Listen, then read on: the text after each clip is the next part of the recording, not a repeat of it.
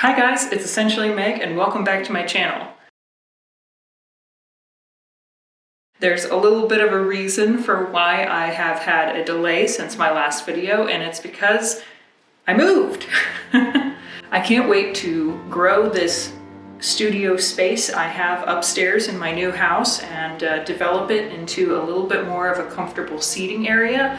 But in the meantime, I really wanted to get a video out because where I left you last time was kind of a cliffhanger. Which wedding invitation set did I choose?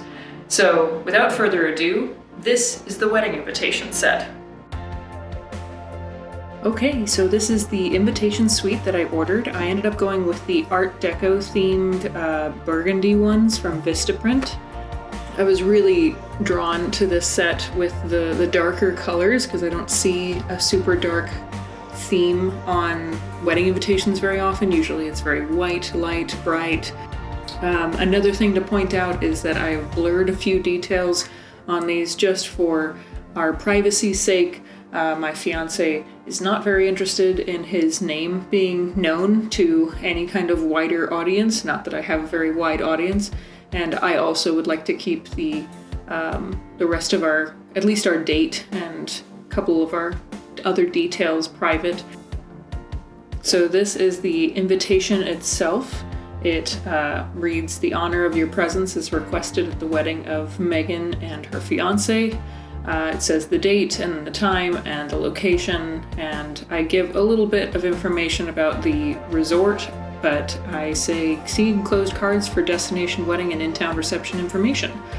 So there are some ways of starting an invitation set saying that the parents of the bride invite you to celebrate the marriage of, them both people's names, but we decided to just go with the honor of your presence is requested because it's a little simpler, and we felt like it would be too difficult to try and mention all of the family members involved. And like I said, we've got enclosed cards for additional information. So this is the first card, and it is the destination wedding ceremony in Mexico. I made sure to include the date and time, of course, the location, and then at the very bottom, I ask that people go to my travel agent for travel arrangements, and I provide their contact information. Even if they want to book outside of the travel agent, then at least they can call my travel agent first so that they can kind of get the information about when other people are going to be arriving and leaving and a few other details, but at least get them started in the right spot. And my travel agent told me, I want to handle all of the details. I don't want you to worry about your guests' travel. That's my job. So I really appreciate that. I don't want to be the contact point for everybody's vacation plans, so I ended up going with this way. And this is a little bit less traditional. Normally there's only one reception card because you're an in-town wedding and you have the ceremony on the main invitation, and then you have a reception card if you have a separate location or different time or whatever for the reception. But we're actually having basically two parties. So there's the destination wedding, which has its own information that needs to be conveyed, and then we also have an in-town reception back here in Missouri. Now, something important that I noted at the bottom is that this is a reception only. The ceremony will take place at Now Jade Resort in Mexico. So I really wanted to make sure that it was very clear that if they wanted to come to this, which we absolutely want everybody to, that they're aware that they're not showing up for a ceremony, they're just showing up for a reception. And one more thing that I ended up getting with this set was I got RSVP cards, and I was really glad that I could actually edit the text in this card down to the letter. So I said, we have reserved X number of seats in your honor, and I put in the guest name. So this is a really nice, easy way for us to keep track of how many people are being reserved in a party and which party is actually RSVPing.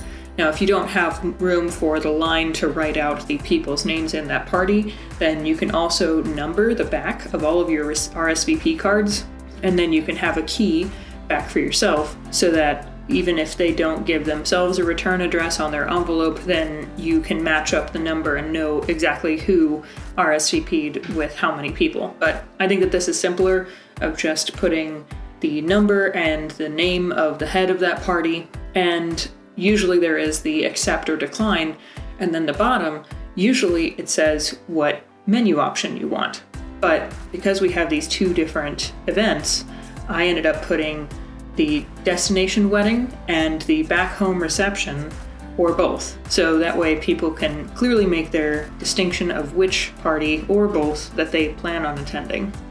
I felt like this was kind of a clever way to make that distinction and to let people know that they can do one or the other or both, and that would be fine. Now, how do you assemble all of this stuff? There's a lot of cards that go into a wedding invitation set, and whether you're doing just the main invitation in an envelope, or if you're doing a full set that has even more cards and things in it, I have looked up the steps from minted.com, which is a wedding invitation printer site, as well as other services.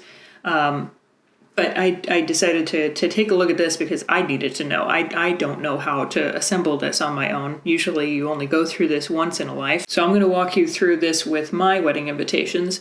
You start with the outer envelope, and then on the bottom you have your main invitation card. And you got to think about this in layers of whenever they're opening the invitation, they're going to see the top thing first. So this is going to be the last thing that they see, but also it's the largest, so it forms a base for everything else to sit on top. The next thing is the in-town reception, because it occurs after the destination wedding. So I want them to see the destination wedding card first, and then I want them to see the in-town reception card. And like I said, on top of that goes the destination wedding information card. And then on the very top is the RSVP card and its envelope. And the reason that the RSVP card goes on the very top is it reminds them that this is the only thing that they need to do for you, is send back their RSVP. So the first thing that's in the envelope is that a response is required, and then they can start digging through all of the other information until they get to that final large invitation card, the formal invitation, and it's all nicely packaged up. There are invitation sets that include tissue paper and other kinds of interesting cards and pieces of information. I just felt like this set ended up working the best for me and my needs. So the question of the day is, I'm curious, what do you think about the wedding invitation set that I chose? Is it a little too off the wall with the dark color scheme, or is it something that intrigues you? I'm curious to hear your opinions, and I look forward to reading them in the comment section below. So like I said at the beginning of the video, I can't wait to develop this space into a little bit more of a comfortable seating area and just a creative office for myself, and hopefully bring a couple of people in that are helping me in my wedding planning process. But in the meantime, you're going to have to deal with me in this little bit of a blank void for this video. If you did like this video, please hit like down below and subscribe. And I post videos going forward, hopefully every Monday, and I will see you in my next video. Bye.